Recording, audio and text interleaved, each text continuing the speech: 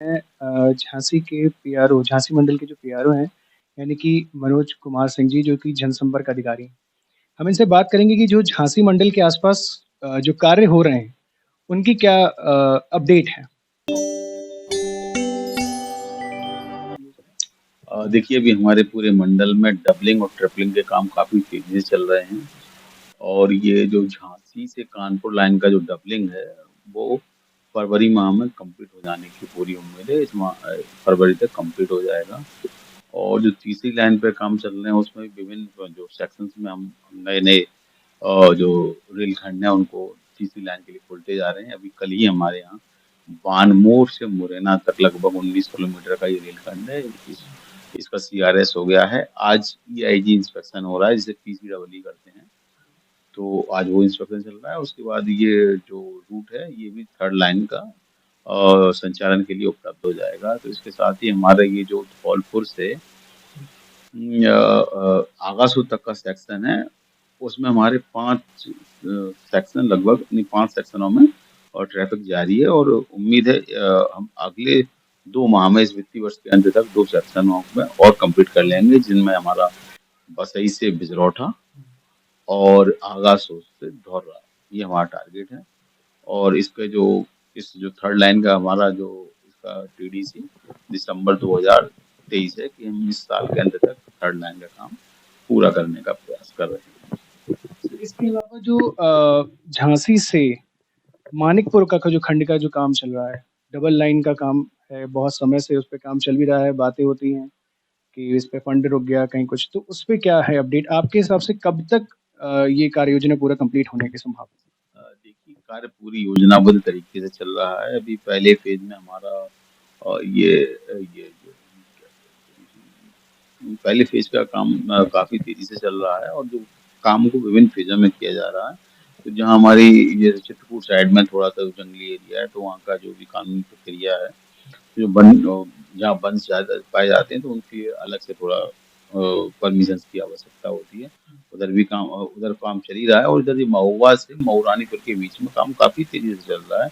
और इधर आपका ये जो और हमारा एक और सेक्शन है जो डबलिंग के लिए है, खैरार खैरार से जो टीम से जाता है, तो उसमें भी काम काफी तेजी से चल रहा है। डबलिंग के साथ साथ सारे जो सेक्शन है डबलिंग और ट्रिपलिंग के साथ साथ इलेक्ट्रीफाइड भी किए जा रहे हैं।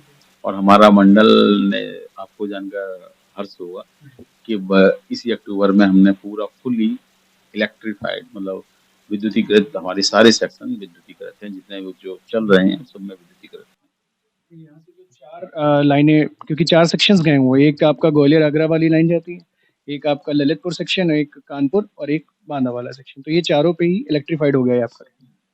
हाँ। हैं। मात्र एक ही सेक्शन था जो भी बचा हुआ था हमारा, और उदयपुरा से ईशानगर, ये आपका ललितपुर से खजुराहो वाला जो हमारा रेलखंड है उसमें पड़ता है। तो वो भी अक्टूबर में उसको भी कंप्लीट कर लिया गया। क्वेश्चन सर जी, मेरा इनसे इन सवालों से थोड़ा हटके है, क्योंकि पिछले कई दिनों से कुछ एक ऐसी घटनाएं हो रही हैं रेलवे में, 2 डिब्बे अलग हो जाते हैं, कपलिंग अलग हो जाती है, तो इसका क्या मतलब कैसे हो जाता है ये? नहीं देखिए, रेल का संचालन हम लोग हमेशा सुरक्षित संरक्षित संचालन के लिए प्रतिबद्ध हैं। कभी कभी इस टाइप की घटनाएं हो जाती हैं, तो इनके लिए भी हमारे यहाँ पे विशेष रूप से जो इसको जो पॉइंट को चेज़ किया जाता है कि इस घटना के पीछे कारण क्या रहा। अभी फिलहाल में कल परसों की एक घटना है, तो जो अनकपल्ड ट्रेन हो गई थी, बेसिकली वो ट्रेन हमारे यहाँ से की बजाय वो हैदराबाद से उसकी जो कोचिंग डिपो से संबंधित थी। तो वहाँ पे जो हमारे जो आरडीएसओ के मानकों के अनुसार उसको मतलब पूरा का पूरा उसमें जो भी कारण रहा हो, किस कारण से हुआ, ये माइनर मिस्टेक भी है, तो किस कारण से उसका पूरा निदान किया जाता है, जिससे भविष्य में इस तरह की घटनाओं की कोई पुनरावृत्ति न हो। क्योंकि आमतौर पे लोग भी कभी-कभी क्या होता है कि उसमें बीच वाले सेक्शन में भी बैठ जाते हैं, जब ज़्यादा होता है, तो अगर लोगों को भी मतलब कहने का हानि हो सकती है। लोगों से हमेशा रेलवे द्वारा ये कहा ही जा रहा है कि भाई पायदान पर यात्रा ना करें और अपनी प्रॉपर सीट पर ही यात्रा करें।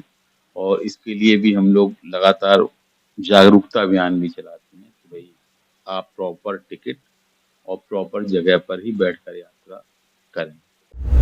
इसके अलावा स्टेशनों को और बेहतर लुक देने के लिए अमृत भारत योजना के अंतर्गत भी 30 स्टेशनों का झांसी डिवीजन से चयन किया गया है, जिनको हम उनका जो सौंदर्यीकरण किया जाएगा और उनमें जो भी सुविधाएं मौजूद हैं उनमें और वृद्धि की जाएगी। उनका फसाड है और वेटिंग हॉल्स हैं, तमाम जो सुविधाएं उपलब्ध हैं उनको चिन्हित करके उनको विकसित किया जाएगा, जिससे हम यात्रियों को और बेहतर से बेहतर सुविधाएं उपलब्ध करा सकें। क्या आपको एक चीज़ मालूम है कि बांदा रेलवे स्टेशन में जो दूसरा नंबर का प्लेटफ़ॉर्म है, वो अभी छोटा है।